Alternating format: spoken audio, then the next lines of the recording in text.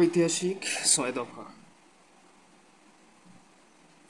Medical এবং varsity admission টেস্টের জন্য আমরা যেই জিকে ক্লাসগুলো তোমাদেরকে হচ্ছে করাচ্ছি, অর্থাৎ সেই ক্লাসের হচ্ছে আজকে 6 নাম্বার ক্লাস।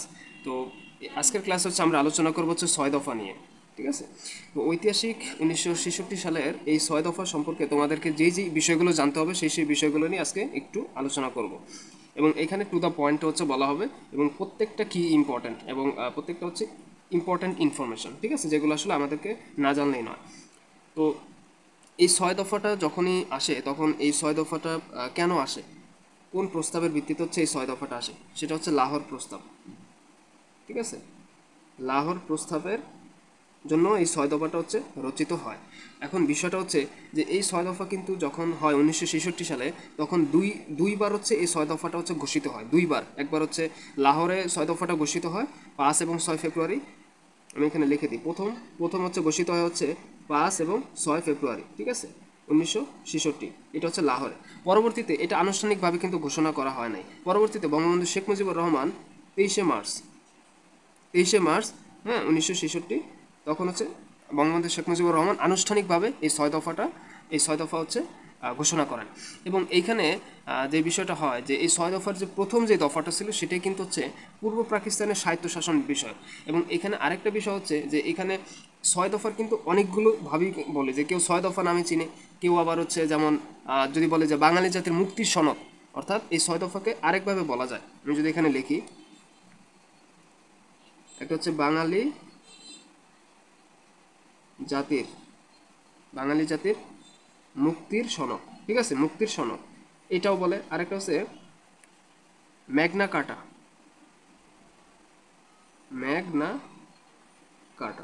অর্থাৎ প্রশ্ন কিন্তু অনেকভাবেই চলে আসতে পারে, যেমন 6 দফা নিয়ে যদি বলে যে বাঙালি জাতির মুক্তির সনদ কোনটি, সেটা হচ্ছে 6 দফা। যদি বলে যে ম্যাগনা কাটা কোনটিকে বলা হয়, 6 দফাকে বলা হয়। 6 দফার অপর নাম কি? ম্যাগনা কাটা। ম্যাগনা কাটা আর কি, বাঙালি জাতির মুক্তির সনদ হচ্ছে 6 দফা। তার মানে অনেকভাবে কিন্তু এই 6 দফাটা হচ্ছে মানে আমরা বলতে পারি, ঠিক আছে? এখন আমরা দেখবো যে এই 6 দফাগুলো কি কি ছিল। সেটা হচ্ছে প্রথম 6 দফাগুলো কি কি ছিল সেটা একটু দেখো, লিখি। প্রথম যে দফাটা ছিল সেটা হচ্ছে শাসনতান্ত্রিক কাঠামো রাষ্ট্রের প্রকৃতি। শাসনতান্ত্রিক কাঠামো এবং রাষ্ট্রের প্রকৃতি।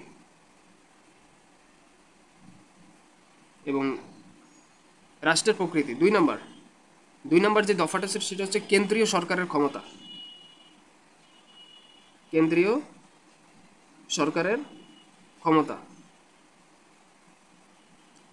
3 নম্বর যে দফাটা ছিল সেটা হচ্ছে মুদ্রা ও অর্থ বিষয়ক ক্ষমতা। মুদ্রা ও অর্থ বিষয়ক ক্ষমতা।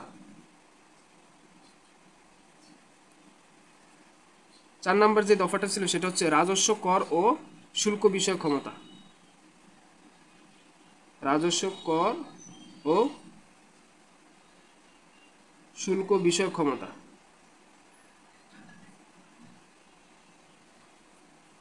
5 নম্বর যে দফাটা ছিল সেটা হচ্ছে বৈদেশিক বাণিজ্য বিষয়ক ক্ষমতা। বৈদেশিক বাণিজ্যিক বিষয়ক ক্ষমতা।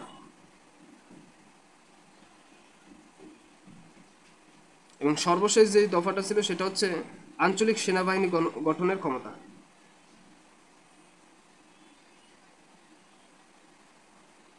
আঞ্চলিক সেনাবাহিনী গঠনের ক্ষমতা। তো এই 6টা দফা হচ্ছে এই যে 6টা যে দফা আছে, এই 6টা দফা 1966 সালে ঘোষিত হয়। এবং এই ক্ষমতা রিলেটেড বা এই যে পয়েন্টগুলো আছে এগুলো নিয়ে হচ্ছে 6 দফা গঠিত। তো আমরা আসলে বুঝতে পারলাম যে 6 দফা আসলে কি এবং এখান থেকে কোন কোন টাইপের প্রশ্ন হচ্ছে অ্যাডমিশনে আসতে পারে, ঠিক আছে?